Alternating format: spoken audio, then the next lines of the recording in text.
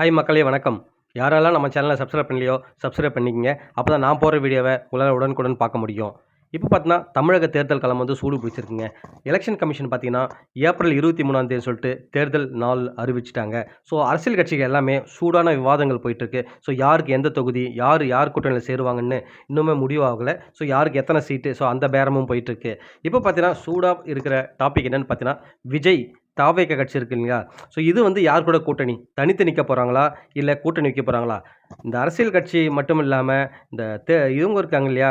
So நடுநிலை வாதிகள்னு சொல்லிட்டு பத்திரிகையாளர், இந்த அரசியல் கட்சி தலைவர்கள் இவங்கெல்லாம் பேட்டி கொடுக்குறாங்க, டிபேட்டுக்கு போகிறாங்க இல்லையா?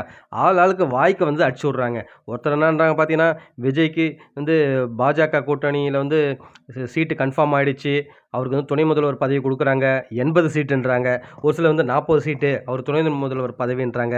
இன்னும் ஒருத்தர் பார்த்தீங்கன்னா, இல்லை சுத்தமாக முடிஞ்சு போச்சு, எடப்பாடி, பிஜேபி, நம்ம விஜய் இவங்க 3 பேரும் கூட்டணி, சீட்டு மட்டும் இன்னும் கன்ஃபார்ம் ஆகலன்றாங்க. ஒரு சிலர் என்னன்றாங்கன்னா, இல்லை விஜய் வந்து யார் கூட்டணியும் போக மாட்டார், தனியாக தான் நிற்பாருன்றாங்க. ஸோ எது தான் நம்புறதுன்னு தெரில. ஒவ்வொரு நாளுக்கு ஒவ்வொரு பேச்சு அடிபட்டுருக்கு. பட் விஜய் அவங்களோட கட்சி நிர்வாகிகள் இருக்காங்க இல்லையா? ஸோ அவங்க வந்து கன்ஃபார்ம் பண்ணுறதுக்கு முன்னாடி நம்ம எந்த ஒரு முடிவுக்கு வர முடியாது. ஏன்னா பார்த்தீங்கன்னா, பேசுகிறவங்க வந்து டெய்லியும் ஒவ்வொரு கருத்தை பேசிகிட்டே இருப்பாங்க.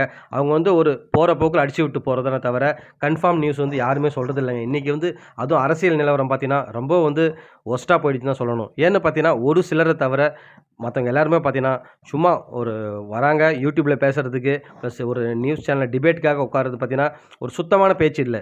ஸோ எல்லார்ட்டையும் பார்த்தீங்கன்னா, ஒரு அரசியல் அதான் அரசியல்னு சொல்லுவாங்க இல்லையா? ஸோ அந்த மாதிரி தான் இருக்குது. எல்லாத்துலேயுமே அரசியல் பண்ண ஆரம்பிச்சிட்டாங்க இன்றைக்கி. ஸோ அதான் உண்மையாக ரொம்ப கஷ்டங்க. ஏன்னா நீங்கள் என்ன வேணாலும் பண்ணுங்கள், பட் உண்மைன்னு ஒன்று இருக்கு இல்லையா? ஸோ அதை பேசுங்க. மற்றபடி நீங்கள் அதுக்குள்ளே எவ்வளோ அரசியல் வேணால் பண்ணிக்கங்க. ஒரு தெரியாத விஷயத்த வந்து தெரிஞ்ச மாதிரி இப்படி அப்படின்னு சொல்லும்போது, நாளைக்கு உண்மையாகவே அது வந்து ஆப்போசிட் நடக்கும்போது, ஆனால் அதையும் வந்து கேஷுவலாக தொடச்சி விட்டு போகிற மாதிரி போயிடுறாங்க.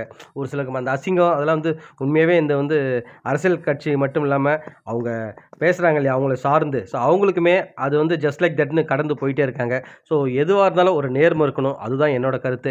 நீங்கள் என்ன நினைக்கிறீங்கன்னு சொல்லிட்டு நம்ம கமெண்ட் செக்ஷனில் கமெண்ட் பண்ணுங்கள். ஸோ யார் என்ன கூட்டணிக்கு வர போகிறாங்க, ஸோ யார் எப்படியெல்லாம் தேர்தல் பிரச்சாரம் பண்ண போகிறாங்க, எப்படிலாம் வியூகம் இருக்கிறாங்கன்னு சொல்லிட்டு அடுத்தடுத்த வீடியோவில் நான் அப்டேட் பண்ணுறேன் மக்களே. மீண்டும் உங்களை அடுத்த வேலை சந்திக்கிறேன். நன்றி.